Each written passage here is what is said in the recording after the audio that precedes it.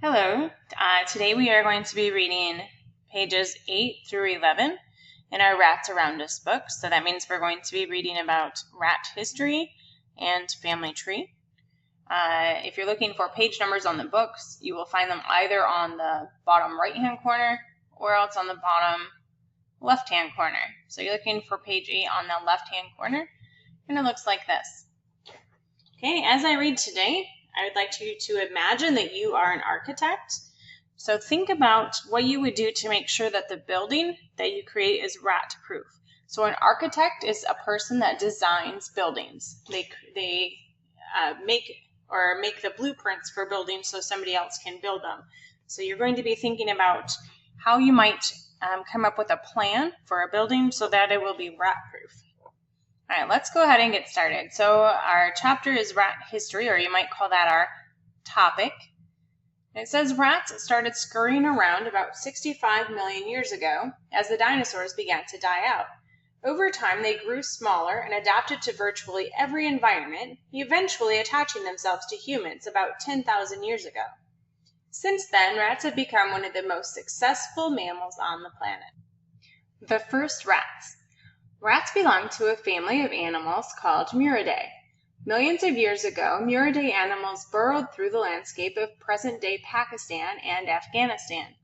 These animals adapted and developed different characteristics, resulting in over 500 different species. One of these species, Carnamata, evolved in Southeast Asia about 3.5 million years ago. Through a process called anagenesis, Carnamata changed so much that it eventually became an entirely different species, ratus. So can you tell what the word anagenesis means? This word right here? I'll read that quote again and see if you can figure it out from the context. Through a process called anagenesis, Carnamata changed so much that it eventually became an entirely different species, ratus. Go ahead and see if you can figure out what that means.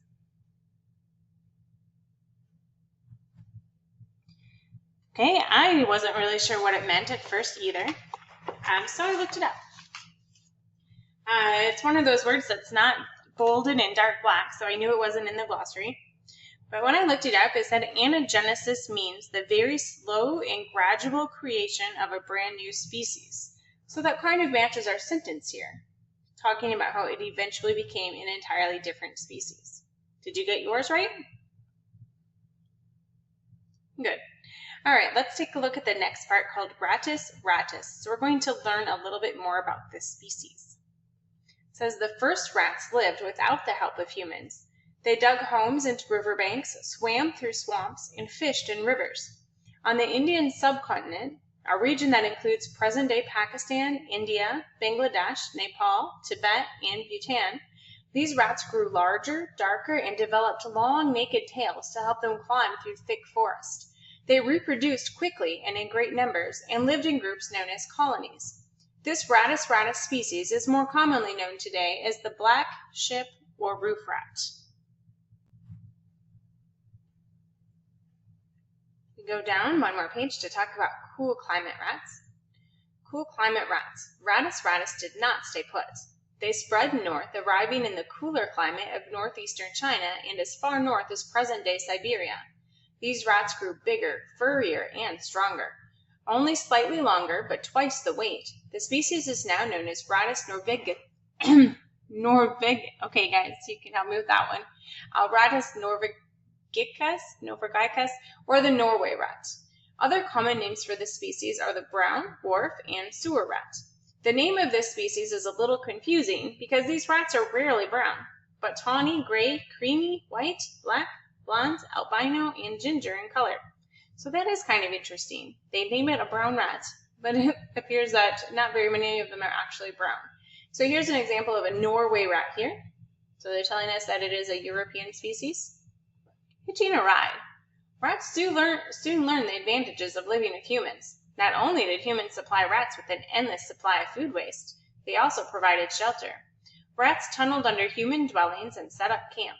Before long, rats and humans were inseparable. Where people went, rats followed. Beginning in 1063, European Christians launched a series of military campaigns against non-Christians. They wanted control of the Holy Land, or present-day Israel and Palestine. These campaigns lasted about 200 years. Armies traveled between Europe and the Middle East. Black rats hitched a ride with these travelers and arrived in Europe. So I think we can make a connection here. All the countries that were mentioned so far, like Pakistan, India, and Tibet, those weren't very near Europe. Those were the ones that were mentioned up here, right? Pakistan, India, Tibet, those aren't anywhere near Europe. So I'm thinking that before those armies from Europe marched to the Holy Land, starting in the year 1063, there probably weren't any rats in Europe yet. They would have had to travel or hitch a ride over there. If you look at the picture here, it says many rats came to Europe from the Holy Land during a series of military campaigns called the Crusades. And so they're showing you a photograph of the Holy Land.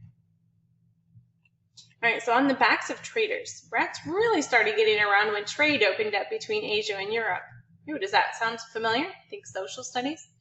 Beginning in the 1300s, Europeans began searching the markets of Asia for silk, spices, and tea. They arrived in huge ships and left heavy with cargo. Norway rats were hiding in the overloaded holds of the ship when they set sail. The rats quickly got comfortable in Europe and spread out as Europeans colonized North and South America. Outnumbered. While black rats were the first ratus species, they were unable to hold their own when Norway rats arrived in Europe and North America. The Norway cousins are simply stronger and more powerful. Their extra bulk makes them especially suited to colder regions of northern climates. Over time, Norway rats outnumbered black rats in both Europe and North America. Today, black rats are found in the warmer climates of South America and Africa, as well as in the palm trees of Southern California. And here's a picture of a place in Southern California. It says rats sometimes nest in the palm trees, like these ones in California.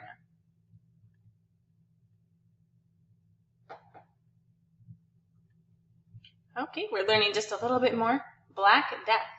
In 1347, a terrible disease swept through Asia and Europe, killing millions of people. Victims suffered horribly for 4 or 5 days and were usually dead within a week. Symptoms included high fever, chills, and painful lumps in the groin, armpits, and neck.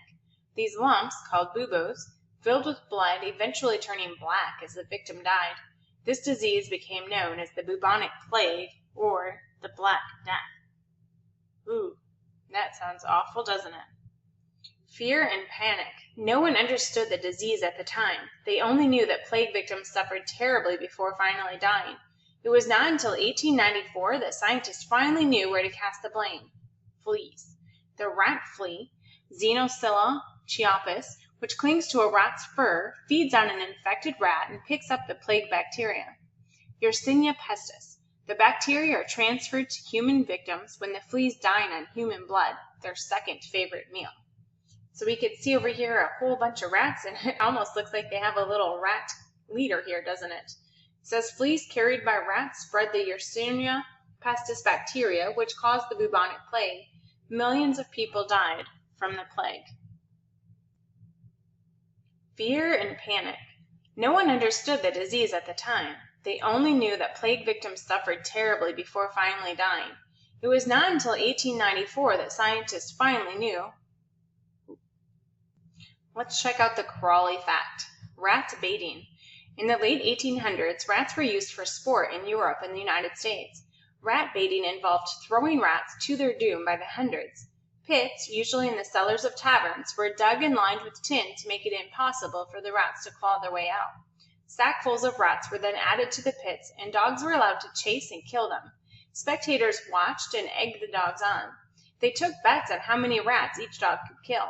The owner of the most bloodthirsty dog was declared the winner. The need for rats to fuel the sport became so great that rat catching became a profession. Do you think you would want to have that job, to be the person that had to catch rats so that they could throw them down into those cellars for the dogs to chase and kill?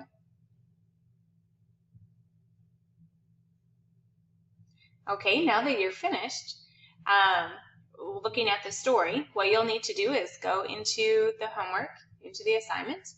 You will be opening up the assignment with Cami, and then open up the second video, our part 2, for the rats around us for these pages, and follow along with the video as you fill out your writing on your assignment. Okay, I will see you there.